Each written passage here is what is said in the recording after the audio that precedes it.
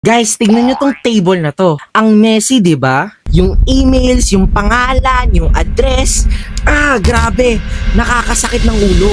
Hey guys, what is up? Episode 26 na tayo ng Project Code Sprint where I talk about programming topics for the next 30 days. Let's go. Obserbahan mo tong table na to. Tignan mo kung hindi sasakit ang ulo mo. Tong table na to is in its rawest, pinaka-raw form. At ang gagawin natin ay lilinisin natin to para maging usable data at readable ito. First of all, let's trim those ugly spaces. Let's also fix that uppercase para lahat lowercase and uniform data tayo. Meron rin tayong mga nakitang typos dito like Gamil instead of Gmail.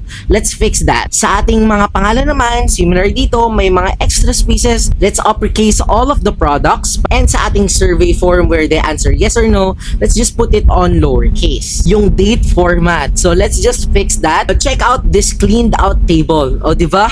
Mwah! Chef's kiss. A batch transformation like this gives us clean data in just mere seconds. Less errors at mas smoother ang ating workflow. Using dot trim to lowercase to uppercase to replace or to fix the format of our date. At kung sakaling naisip na natin lahat ng mga scenarios kung saan possible magkamali ang isang user pero may nakita pa rin tayo, kung ganon, let's just fix that manually. Kayo ba? May naisip ba kayo kung paano pa natin ma-improve to? Leave it in the comment section.